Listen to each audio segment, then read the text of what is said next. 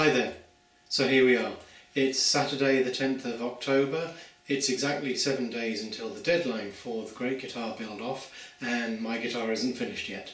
This will be the last video of the build process. So where are we? The guitar has had a few coats of lacquer and it currently still needs to sit for a few days for that to cure, at least. Ideally it would be longer, but with this deadline I don't have time to leave it to cure for a few weeks. So now I need to prepare for the installation of the hardware. And with the bridge and string arrangement that I have, I worked out that I need to drill 36 holes to install all of the different pieces. So I needed to work that out. Now what I've done right now is to prepare for the installation of these droplets which will go on the small headstock to hold the one end of the strings.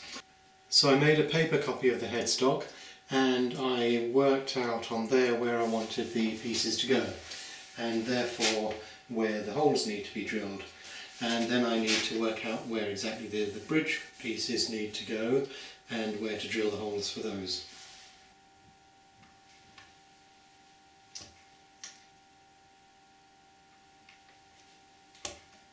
So I've done the holes for the pins, and for the screws, which are very small, I have a very useful set of bits which go up by 0.1mm increments, which means that you can get exactly the right width for holes for screws, which is very helpful.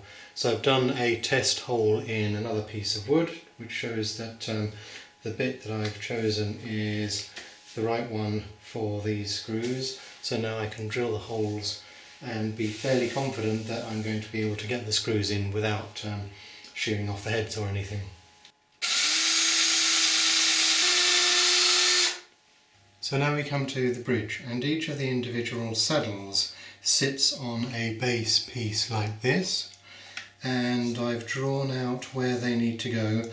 I worked out that because of the width of the fretboard I needed them to be separated by about 2mm more than having them pushed together. So I've drawn that out. I have made this template and marked where all of the screw holes need to go. I've also again checked by screwing a hole into here and checking that that works well with the screws, and that's fine.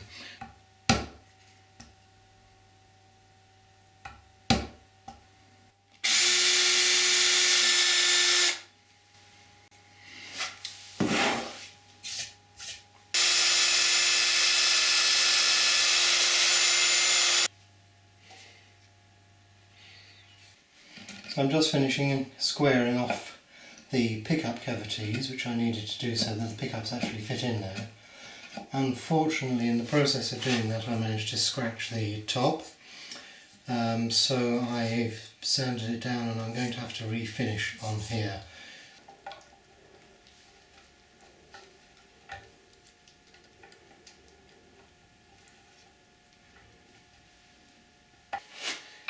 The last job for today is to do a bit of work on the nut.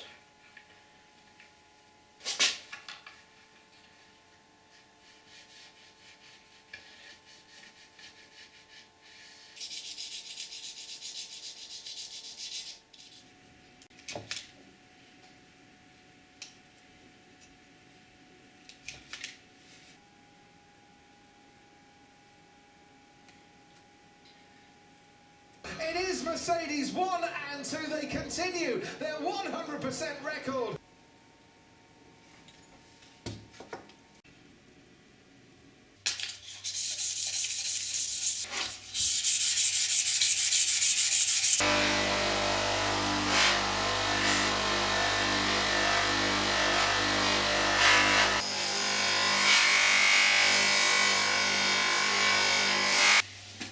So here I've got 5 of the saddles installed at the moment, and you can see under here there is a grounding wire which runs under all of them and grounds all of the saddles individually. An alternative is just to ground one of them and then have a metallic nut, but I hadn't foreseen a metal nut.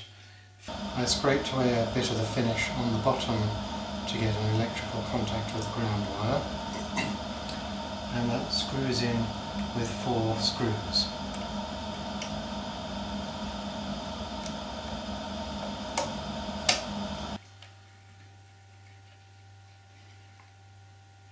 And you can also adjust the height of the saddles individually. At the other end, as you can see, I fitted these pieces on the headstock which hold the ends of the strings. Some dates for your diary.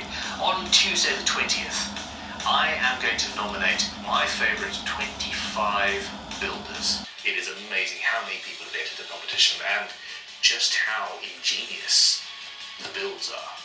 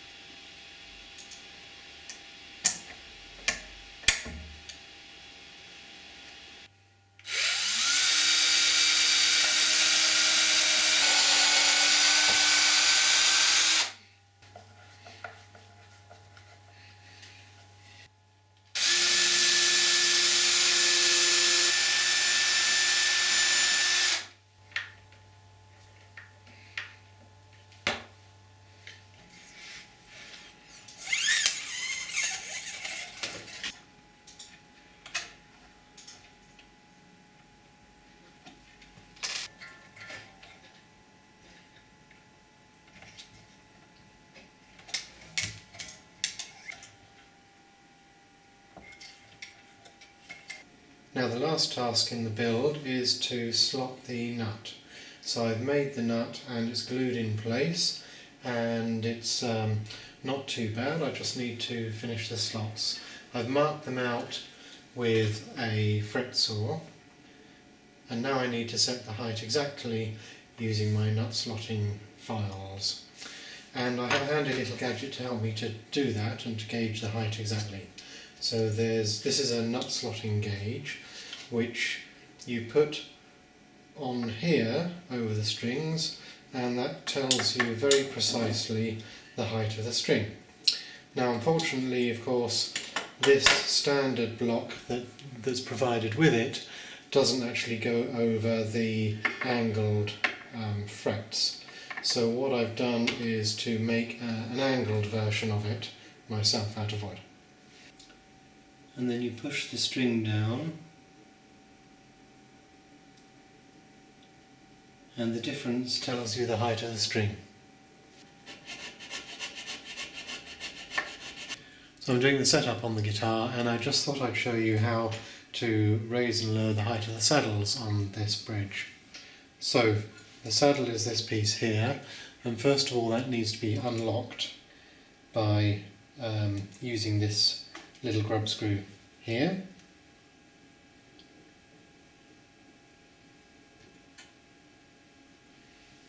And then there's another grub screw inside the saddle which screws down onto the base of here until it just raises the saddle a bit. So tighten up again,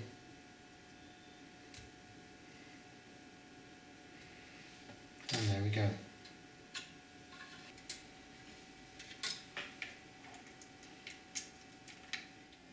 Well, I'm delighted to say that the guitar is now officially finished and ready just in time for the deadline of the Great Guitar Build-Off, which is tomorrow.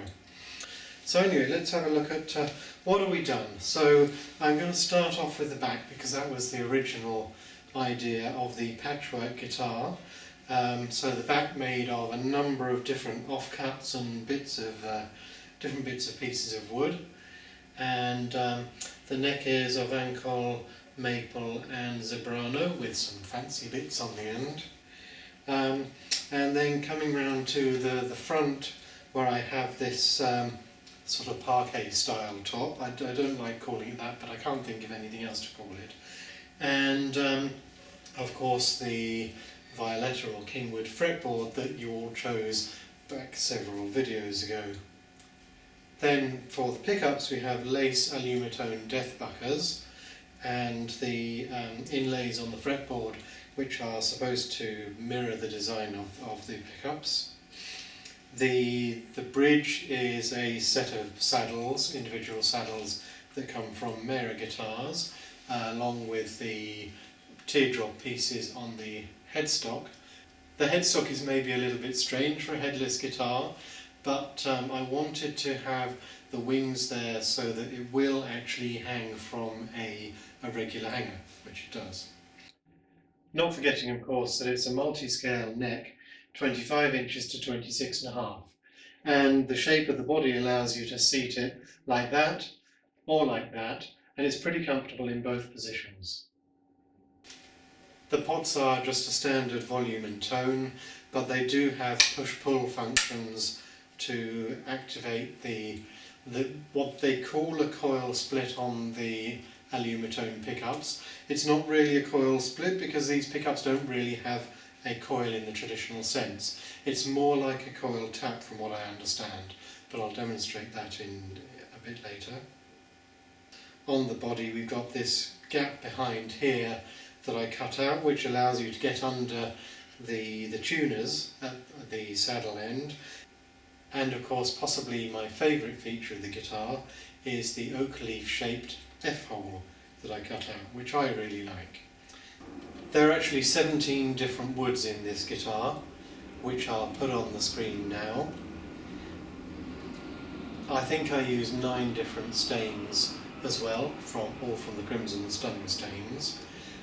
The one thing which may need to be redone is the finish, which looks generally pretty good, but I didn't have enough time to leave the lacquer to cure for long enough, and it really could have done with sitting for a couple of weeks before it got the final sanding and buffing. And there are some areas which are probably not even visible on camera where the finish is not quite perfect. So I may well, after the competition, just sand it down a little bit, stick a couple of extra coats of lacquer on, and then leave it and buff it again. On the whole, I'm really happy with the way this has turned out. Some people probably think it's too messy and don't like it, but it was always meant to be a little bit way out there and a bit of fun, and I think that's what it is, but it's also a pretty good guitar.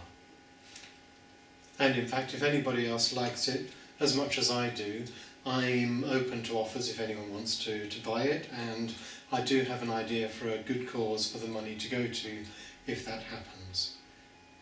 So finally, I'd like to thank Ben for organising the competition in the first place, and even before then for his company teaching me how to build guitars. I'd like to thank all of you for watching my videos and looking at my Instagram posts, and for all of the really nice comments that have been made about this guitar. They really were a wonderful surprise to see so many nice comments. And I've really enjoyed the process of building this guitar, and if there's another competition next year, I'll definitely be in, and I'll do something completely different from this. So yeah, to finish off, let's have a bit of sound from this beast. So I'm going to play a few simple chords in the different positions just to demonstrate the sounds of the guitar, and I'll do a little bit through my Victory V40 and then a bit through my Marshall Silver Jubilee. First on the V40 on a pretty clean setting.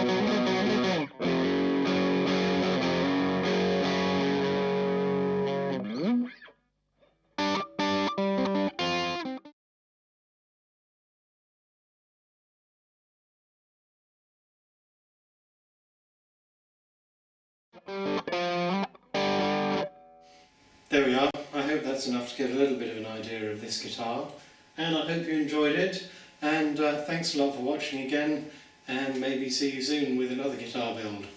Bye bye.